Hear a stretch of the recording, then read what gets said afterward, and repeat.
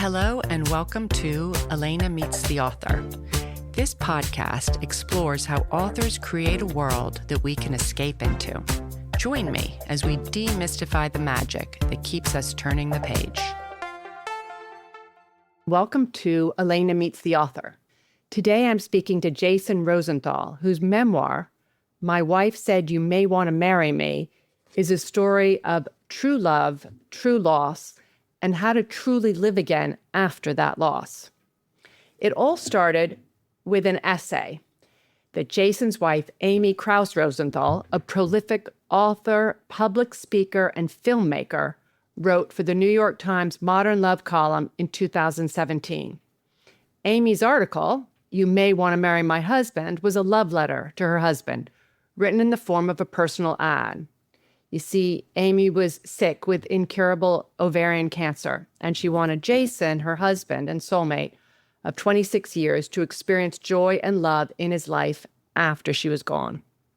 So Amy extols his virtues in this article. We learn that Jason is a good cook, loves live music, is a great dad. He's handsome, a natty dresser, and likes to stay in shape.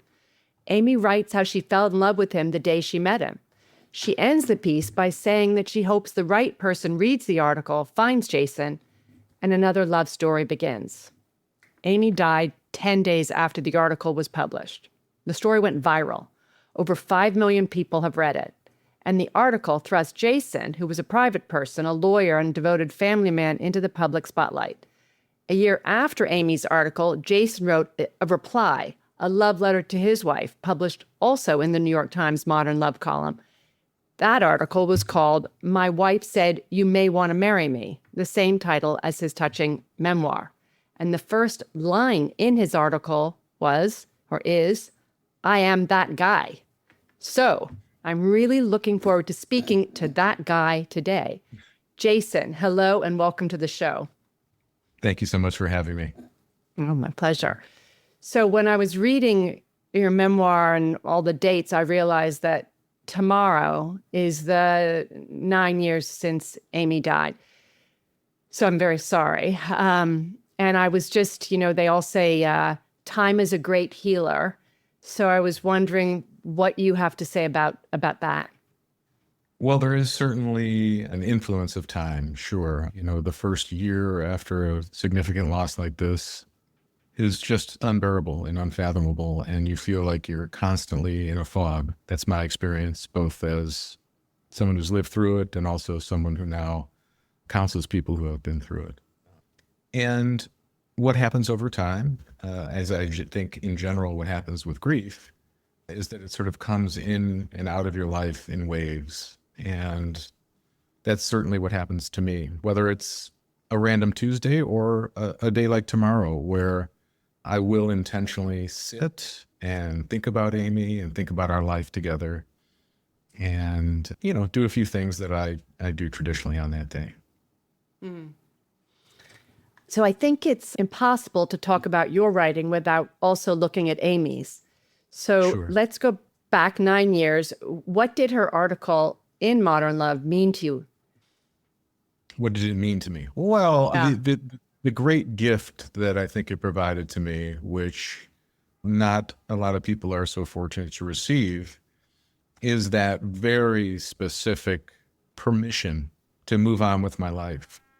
And that came along with many, many conversations we had over the course of the time that she was sick. But, the essay itself, as you indicated, provided a literal blank space at the end for me to fill my life, not just with a new love, of course, that's what it was meant to be, but with, this express permission to find joy again and to move on. And that's my takeaway from it. Of course, there are lots of other beautiful and poignant things in that essay that only Amy could write. And that's why it's an amazing essay. And that's why it resonated, I think, with so many people. Yeah. Yeah, no, everyone should read it. It's really, she was such a talented writer and funny, because when you think about it, or when you say this in your memoir, I mean, she was on morphine, she was coming in and out of consciousness and then working on this. So it's really impressive. In your memoir, you write that Amy was the writer, public speaker in the family. She'd written 28 children's books, 2 memoirs, delivered TED Talks and NPR commentaries, and produced short films, all before she died at 51. Right. So after she died, you became much more of a public person, starting with your Modern Love article. What inspired you to write the memoir? This was sort of your first piece of writing after the article, and I guess you'd done a children's book with your daughter? Yeah, I sure did. Yeah. Dear Boy, which was such a gift for me to be able to do, no question. But what inspired me to do it is essentially that in April of 2018, so a little over a year after Amy died, I was asked to do a TED Talk. And it was just at that moment, as painful as it was to deliver those words that I did on the stage, I realized literally right after that in the room that I had made an impact on people, because people lined up and wanted to meet me and talk to me just about their own grief experience, you know, whether it was a young person, a person who was quite a bit older than me. And it wasn't just related to the loss of a spouse. There were all kinds of issues that people wanted to share with me. And so I felt like if anything's going to come of this, I need to find my voice and share my message with people. And so that's what I did with the article, which, as you mentioned at the beginning, a publisher saw and asked me to turn it into a book, which I did. Yeah, fantastic. And I'm sure it has had huge impact on people. You know, it's reading about your loss, but also just the lessons you learned. And you're very open and honest about the grief process. And what I loved in the beginning was you said this book isn't all going to be sad, because it wasn't. You had an incredible love story. Yeah, it was a lot of joy and love and beauty. And then there's resilience, which we can talk about too. But yes, I wanted that to be very clear. This is not just going to be a morose story of watching someone die, but that was important. Like the message of really talking candidly about what happens at the end of life, that was important to me, because I don't think we often hear that in this society. You know, people don't tend to talk. People don't tend to talk really openly, like you said, and honestly about what happens at the end of life. And it's not pretty. No, right? It's not pretty. There's a real fear of death, I think, in society. So Amy was full of joy and spirit, and I loved getting to know her through your writing and watching her. And then I've watched her in the TED Talks and her quirky promotional videos. She was clearly very special, and she was original. So can you first tell us just about her list-making skills, specifically on your honeymoon? Sure. On our honeymoon, I really got a taste of what it was like to start living with a writer and a prolific list maker, as you said. She and I created a list, which was called Amy and Jason Rosenthal's Marriage, Goals, and Ideas. And there were some very private ones, but also some ones that I think resonated with people quite a bit. For example, like, taking time to get dressed and go out on dates, even when you've been together with someone for a long time.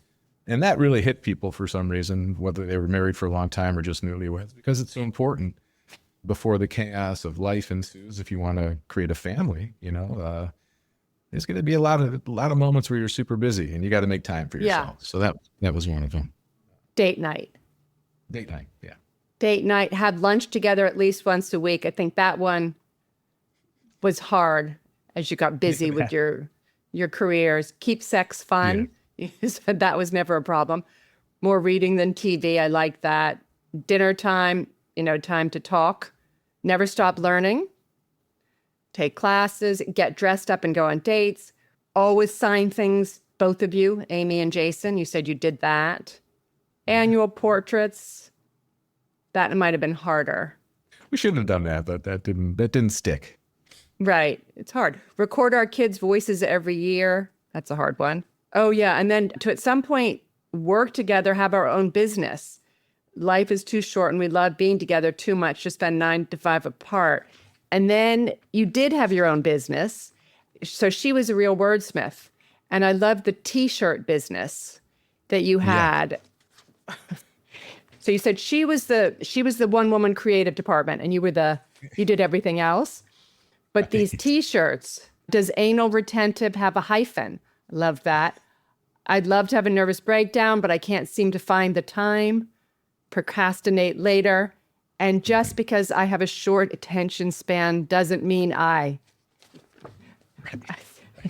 there's a lot of there's a lot of humor.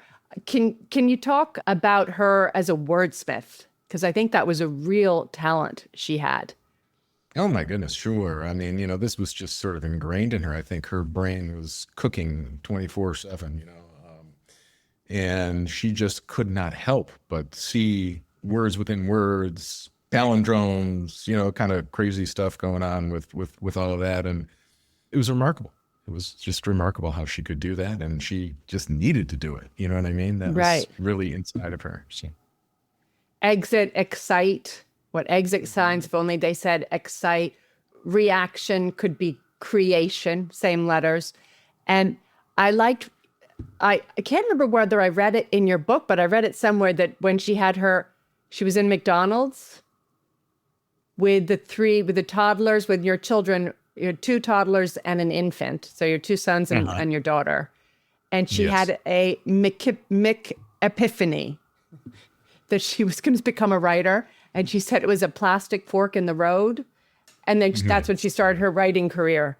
So starting with her first word as a baby, which was more. And then in her modern love column at the end of her life, she says she wants more time with you, more time with your children, more time sipping martinis at the Green Mill Jazz Club on Thursday nights. And so I loved the tie in there. And I guess she had a tattoo. She ended up getting a tattoo that said more. And way before she got sick, in 2010, she gave a TED Talk where she called the 7 Notes on Life. And she said her 7 chosen words are, make the most of your time here. That's right.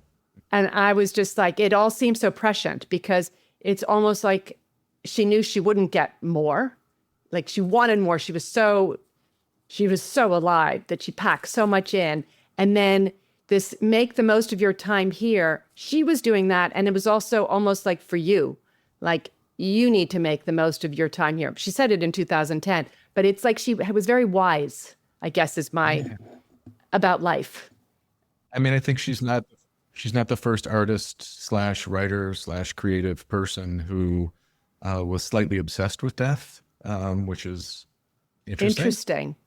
Yeah. And so I think that was part of what she was thinking at the time. It was really that message was part of a viral video that you probably saw called The Beckoning of Lovely, which was this communal creative endeavor that she put together where she asked anyone and everyone to show up in Millennium Park in the city of Chicago, and they were going to create things together. And she did that. And many, many, many, many, many people showed up, and it was wonderful. I really encourage people to check that out. It's on YouTube. That message was really part of what she believed in. And truthfully, that kind of message hit me hard after I lost Amy, right? Because, well, for obvious reasons, like, it's we don't have a lot of time, right? Even without an illness, without going through something that I went through, we have a certain limited amount of time on this earth. And to really appreciate that, to appreciate simple things, to observe simple things, and to lean into those kinds of things is really important. Yeah. And it's like she, as you say, maybe she was, I didn't realize, a little bit obsessed with death, but it makes sense because she also, I read somewhere where she said she could only look at a tree for 12,000 more times or whatever. And that wasn't actually enough to her. She wanted infinite. And once you realize things aren't, there's a number and you don't know what that number will be for you. So you need to appreciate. Yeah. And at the end of Amy's article, when she's giving you permission to find love again, she says, I'll leave this intentional empty space below as a way of giving you two the fresh start you deserve. You too, whoever this person's going to be that she wants you to find, or she wants them to find you. And then there's a blank space, and underneath that, she signs with "All my love, Amy." I mean, that's such a powerful visual to have. Sure is. Yeah. And even kudos to the New York Times for allowing her to leave that blank space in these precious, chunk of space in their column, which was something Amy really insisted on, and they were great about it. So yeah, no, that was Amazing. like I said, a wonderful gift to me. Yeah. And so can you tell us a bit about, how you figured out how to fill, I mean, I know there was all the grieving, but to fill that blank space, what was your process? For me personally, I quickly realized that what I was doing professionally was not what I wanted to do and not as meaningful and satisfying, as reflecting on what we just talked about making the most of your time here. I just didn't think that suited me any longer. You were a lawyer in insurance? Oh, no, that's the dark side. No, I'm kidding. I was on the other side. I represented the little guy. But no, I mean, I did have to deal with insurance companies, which, to be truthful with you, that sort of was not, that was difficult. I thought, that's not what I want to do for the rest of my life. So I slowly retired after Amy died, after several years, and I went back to school to get a master's in social work. And so right now, Oh, yeah. So right now, I'm a therapist. you're a And therapist. I am a therapist. Wow, you really did fill that blank space. I did, and I had a clinic that's part of a larger institution, but it's called the Bar Harris Center, and it's been around the Chicagoland area for 50 years. And what we do is we work with kids, adolescents, adults, and families in the area of grief and loss. And so I use my professional experience and my lived experience to help people through the grieving process. And it's been very, very satisfying and super meaningful. So there's that, which is pretty huge. Yeah, huge. Yeah. I mean, you'd been a lawyer for how many years? Yeah, north of 30 years. So it was, I think I gave it a good run, but still I'd had no expectation that I would do anything else with my life, right? This really took this. Sometimes that happens to people, right? That it takes a significant change, a significant loss in your life to really reflect on what's important. And that's certainly wonderful. what I did. And that's what Amy asked me to do, I think, in a lot of ways, because so the blank space wasn't just, like I said before, about go find another love. It was more about, fill this now. You've got a limited time too, and let's really make it impactful for you. So I did a few things in honor of Amy that were really meaningful to me. I negotiated with the city and the Park District here in Chicago, and I had a piece of public art commissioned in her honor, and that happened, and it's sitting beautifully in a very public park here, which I returned to. I think I've seen it. Yeah, it's 9 feet tall or 10 feet tall or something. And I will probably go there tomorrow. Like it's for me, of course, it's a little selfish because I love returning there and feeling Amy's presence there, but it's also a gift to the community to go and sit and reflect and read a book, visit, And then I started a foundation in her honor, which is now 9 years running. We've donated a lot of money to researchers in the area of early detection of ovarian cancer. And we've now donated hundreds of thousands of books to kids in need all over the country, many homes Fantastic. where there's never been a book in the family. So it's been really meaningful work as well. So. Interesting. So it's very two-sided. So she loved to read. So that's and also reading to your children, right? That was a big thing. And children's books. Sure. But also, I mean, obviously because she, like you said, was a prolific author and had relationships with a lot of publishers and things like that. So it's been really, really great. And your book kind of got me thinking too about ovarian cancer. They call that, isn't that the one that's the silent killer? And it's very hard to detect it. So has progress been made on ovarian cancer research in the last 9 years? Yeah, I mean, the truth is that awareness has increased, absolutely, but we're really stuck on trying to find some kind of early detection test, and that just doesn't exist at the moment. And so, yes, I think there's been a lot of progress based on the researchers that we have donated to and other labs around the world, but no significant breakthrough at this point. But we have two world-renowned oncologists on our board, and we're trying. Good, great, good. And in terms of advice, well, two different kinds of advice that'd be great if you could share. One is for those who are grieving. How can others support them? What did you want and what did you not want when you were grieving from others that you love or friends? It's a real good question. It's a real good question, and probably one of the most common that I get, because people don't know how to communicate with someone who's grieving. And I understand that. I totally understand that. It's hard. It's a difficult subject. It's dark, all those things that we want to sort of shy away from. But the reality is that if you're in a close circle or on the peripheral, the biggest advice I have is to just be there for the person and say something. Don't avoid the topic. A general comment such as, I don't really even know what to say, but I want you to know I'm thinking about you. Something like that is powerful. Right. And, really, really helps, I think. If you're closer in the circle, you might want to say something like, listen, I know this is a difficult period. And by the way, we're talking about in the early stages of grief, okay? I'm going to bring you dinner at 5:00. If you're there, great. If you don't answer the door, Right. it's totally fine. I'll leave it on the doormat, kind of a thing. So to be specific and not to put the onus on the person to respond like, hey, we should really get a beer sometime. That doesn't help. It's empty, because it puts all of the onus on the person who's grieving, and they're not gonna be clear-headed and think at that point. So No, they don't have the capacity. no. And the truth is, the difficult period is, months later, when everyone's sort of tapered away and forgotten about it, just to check in. I think that's really nice. Yeah. Because people might assume you're okay now, and actually you're not. But you're not so obviously in the early grief, but yeah. And there's a lot of complexities to people who are grieving, right? There's I'm not going to say that they're totally different, but when you have somebody sick for a long time, that's one form of loss.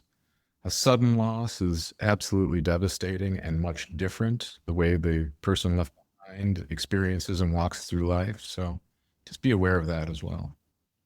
So different approaches to those two different kinds. No, I mean, what I said about, Yeah. responding to people, I think is the same. It's just that, now that I've worked with a lot of people and talked to a lot of people about Yeah. just that difference. Like, for example, I had so much time to prepare. It doesn't make it easier. I'm just saying, we had this great conversations, meaningful, in-depth, very sad, very deep conversations. And when there's a sudden loss, it's just a horrible set of emotions that develop that are different. Well, that was one of the things too, I think you recommend, is if it's a slow death where you have time to really talk about what that person wants after they're gone. And also, I guess, obviously for the memorial, but what she wrote, what she wanted for you. I don't know if she wrote that, if she talked to your children about what she wanted for them. That must be hard. Well, yeah, that's just Yeah. impossible. But, Impossible. yeah, I mean, she did, but yes, it's not easy, of course. How are they all doing? My children are doing really well. Thank you for asking. Yeah, one of them just got engaged, which is lovely. And Congrats. thank you. And that's certainly for me and for him brings up a ton of emotions around missing Yeah. Amy and all of that, of course. Yeah. Yep. But the Yep. kids are doing great. Good. I listened to a tape recording of your daughter, Paris, talking to Amy. Okay, It's maybe not very long. When she knew she was going, when she knew she was sick. StoryCorps, I think. StoryCorps. Yeah. Yeah, it's just like 2 minutes. But I mean, the thing is that, yeah, we all, as it will happen to all of us. So you sort of have to, I guess, make, I think what you did with the hospice also seemed, but maybe that doesn't work for everybody, but that seemed like she has had as good a death as she could considering the circumstances. True. Oh, that's really true. And I just want to go back to one thing you were talking about, which is conversations. And you're right. And so what I encourage people to do now, not just when you're ill or anticipating a loss, but in general, with your partner, with your family, with your parents, with your siblings, to have conversations about what you would like at the end of your life. It helps those who are left behind to be truthful. And of course, it helps the person as well, but it makes things a little less overwhelming. There's so much practical considerations you have to go through, of course, when someone dies, that I really encourage young people even to have these conversations about each other. So. And the problem is nobody wants to talk about it because then they have to face their own death. So then it's a hard conversation, but it's probably very difficult in some ways to know exactly, but I mean, she seemed like she knew her mind, but she knew she didn't want a Shiva, for example, and you had a compromise solution. Mm-hmm. I do think it is good to talk about it, as you say, and get yourself thinking. Exactly. Right. Yeah. Right. Who wants to think about death? I agree with you. That's right? 100% true. But let's talk about it some more so people will know, at least from someone who's been through it, that I find it really important. So yeah. And then advice you would give to people about finding their blank space or filling up their blank space.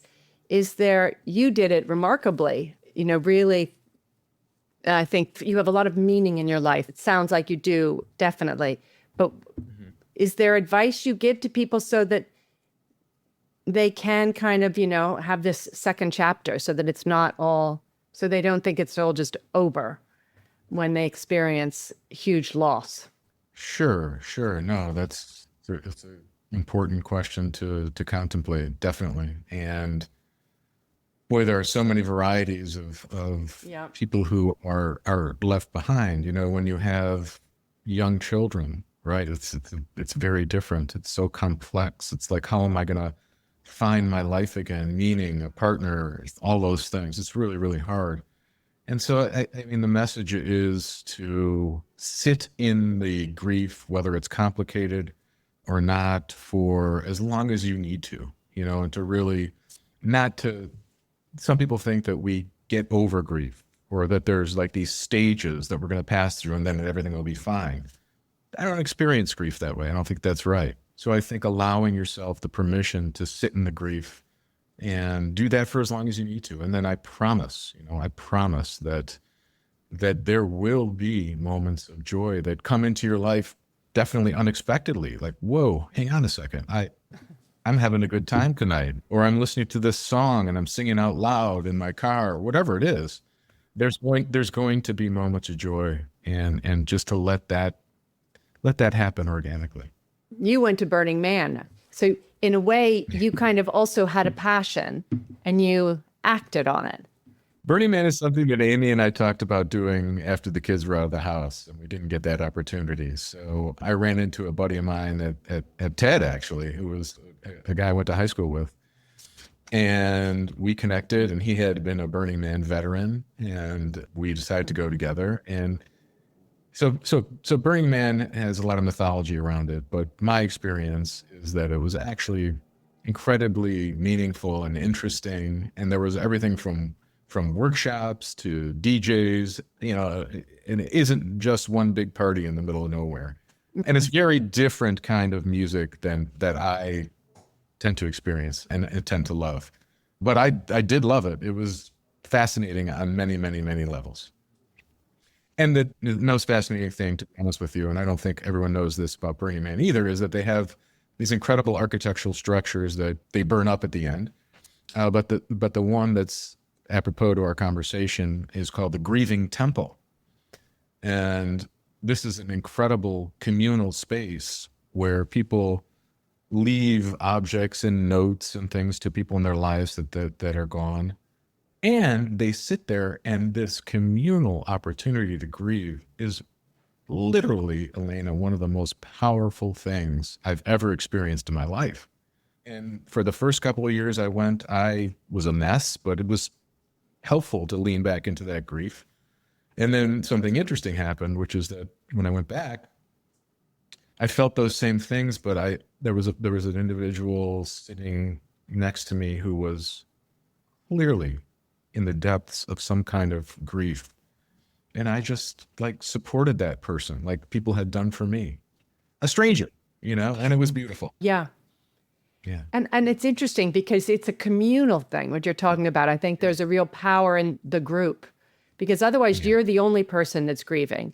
And suddenly you're around, you can all share in this. That's right. You're not alone. Interesting. That's right. You also point out something that you said: to experience great loss is actually in some ways a blessing because it means you had great love.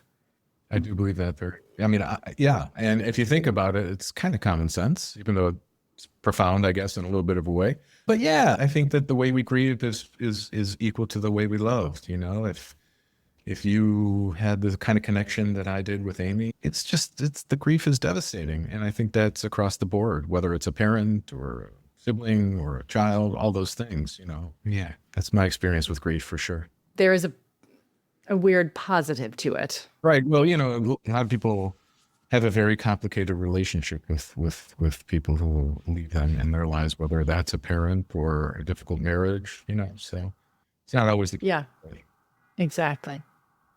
Well, Jason, thank you again. I really appreciate you talking to me. And For sure. Good luck in filling that space. It sounds Thank very you. full to me, actually. You're doing a great job. Thank you. So thank you again. I hope you found today's episode insightful. I know I did. People often shy away about talking about difficult things like death and loss and grieving. I'm glad that Jason didn't. I'd like to close with a line from his memoir. How lucky I was, and how lucky are all of us who have been to the depths of intense grieving. We are the fortunate ones to have loved so deeply, or why else would we have such intense reactions to loss? Thank you, and see you in 2 weeks.